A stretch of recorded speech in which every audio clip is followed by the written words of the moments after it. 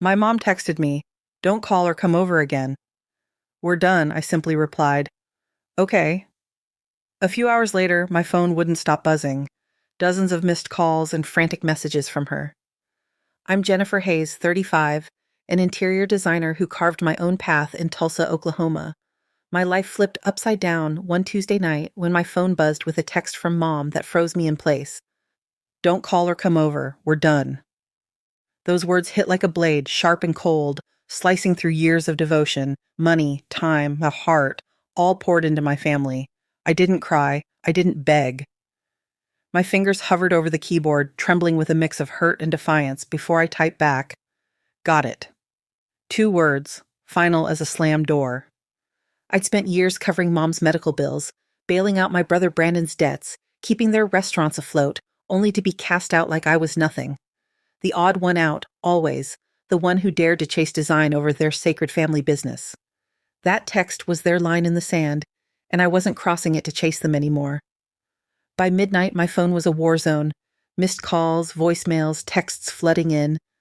Mom's number flashed first, then Brandon's, then Dad's. Panic pulsed through every notification. I'd been their safety net for years, and now that I'd stepped back, they were unraveling. What happened next shattered everything I thought I knew about my family. I'll take you through it, every raw moment, because if you've ever felt pushed out by those you love, you'll understand the weight of this story.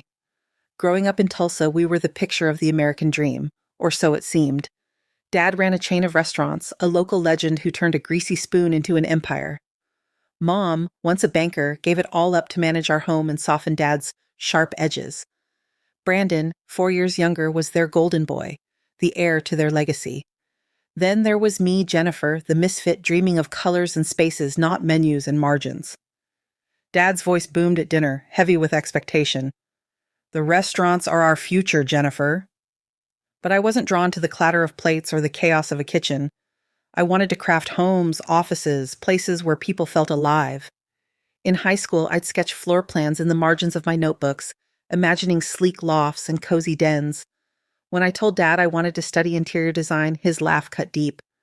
"That's a hobby, not a career," he said, his tone like a gavel.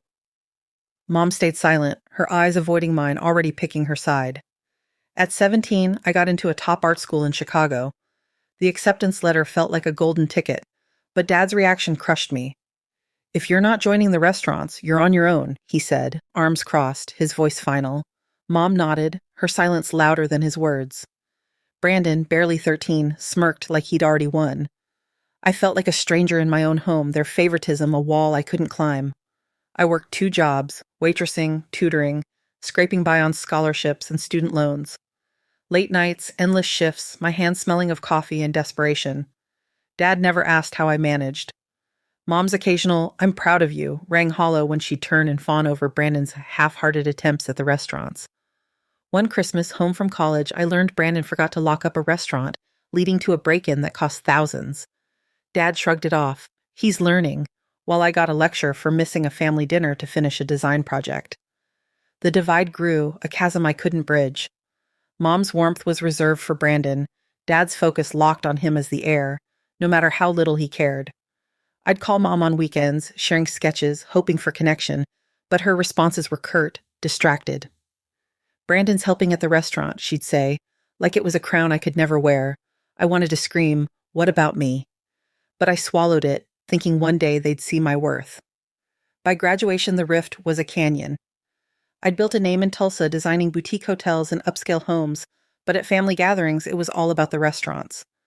"When are you joining us?" Dad would ask, as if my career was a phase. Brandon would mock my fancy drawings, and Mom would smile, never defending me.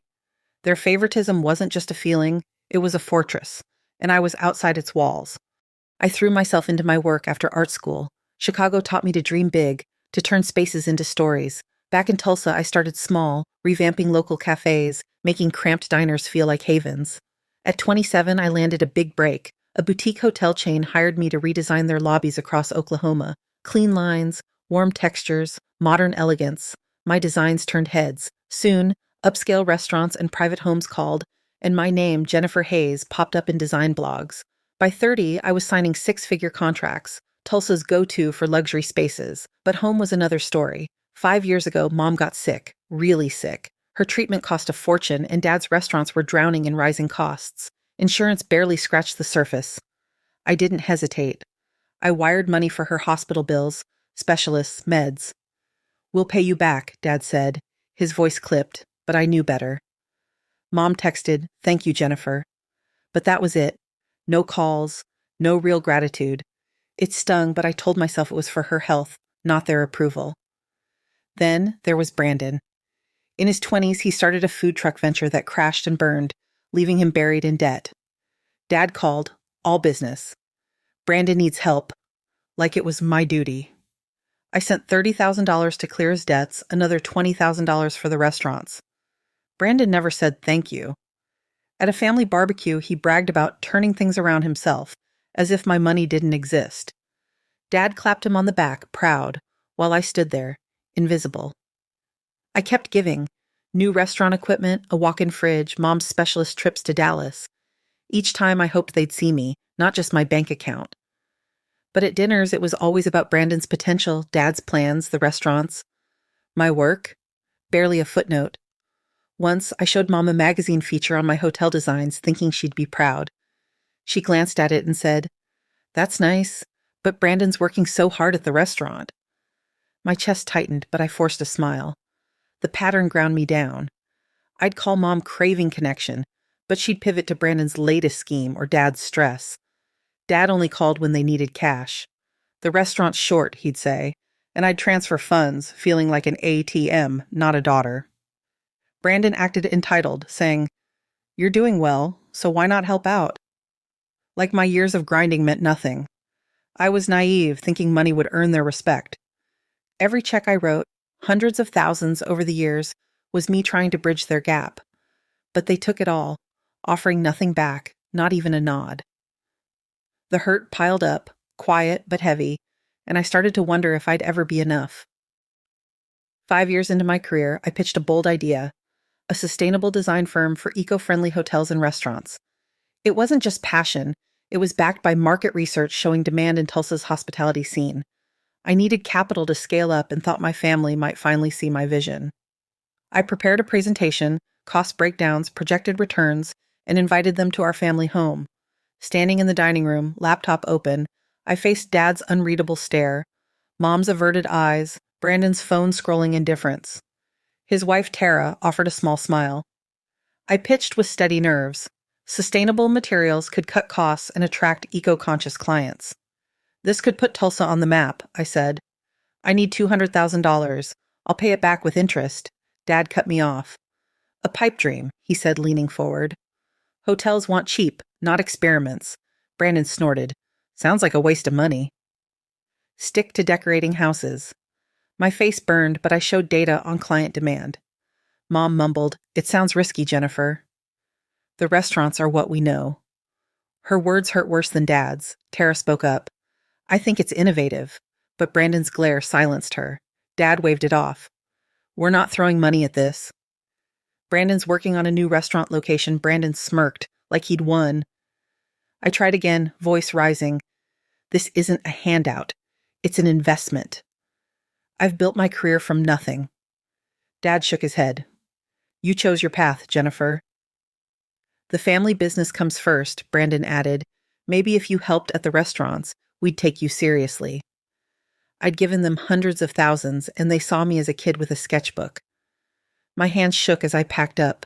Tara mouthed, "I'm sorry," but it didn't help. Driving home, their dismissal replayed, each word a reminder I'd never be enough.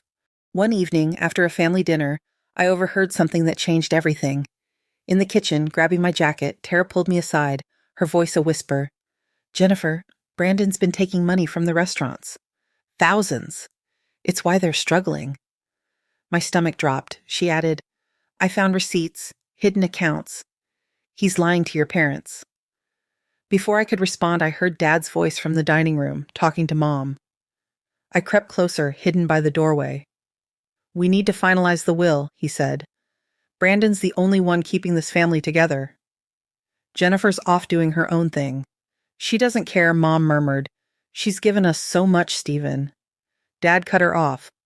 "Money, not loyalty." Brandon's our legacy. My heart pounded. They were cutting me out after all I'd done. I slipped out, the betrayal burning.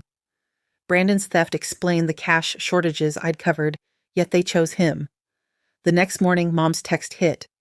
Don't call or come over, we're done. I stared, hands trembling. This wasn't just about the will, it was personal. I typed, got it, and canceled every payment I'd set up. Mom's medical bills, Brandon's debts, the restaurant's utilities. Over $300,000, years of my life gone. It felt like shedding a weight, but it hurt too, letting go of hope they'd ever see me. By midnight, my phone exploded. Brandon's voicemail spat venom. You're selfish, leaving us high and dry. Mom's texts guilt-tripped. How could you abandon your mother? Dad's call demanded I fix this, like I owed them. I didn't answer. Their panic grew, but I saw it clearly. They didn't want me, just my money.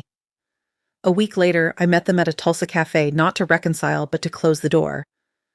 Dad, Mom, and Brandon sat at a corner table, tension thick. Tara wasn't there. She texted an apology, unable to face the fallout. I sat, resolve unshaken. I sold my sustainable design project, Pua, I said. A national firm bought it for $1 million. Their eyes widened, but I continued. I built that without you, despite your doubts. I gave you everything, money, time, trust. You chose Brandon, even after he stole from you. Brandon snapped, You're lying. I didn't flinch. The receipts don't lie, Brandon. Mom's hand flew to her mouth. Dad said, You don't get to judge us. I laughed bitterly. You pushed me out, cut me from your will, called me disloyal. Mom tried, We're family, Jennifer. I met her eyes. You turned your back first, Mom. We're done, was your choice. I stood. No more money, no more calls, no more chances. Dad echoed Brandon's threat. You'll regret this. I walked out, heart heavy but free. A year later, their restaurants went bankrupt without my support. Brandon faced lawsuits when his theft surfaced. Mom and Dad faded into isolation, their legacy gone. Tara left Brandon, starting fresh. I moved forward, expanding my design firm with the sales proceeds, taking on international clients. The pain lingered, but it didn't define me. I learned respect starts with yourself. No amount of money could change how they saw me. Setting boundaries wasn't selfish, it was survival. Family should lift you up. If it doesn't, you have the right to let go.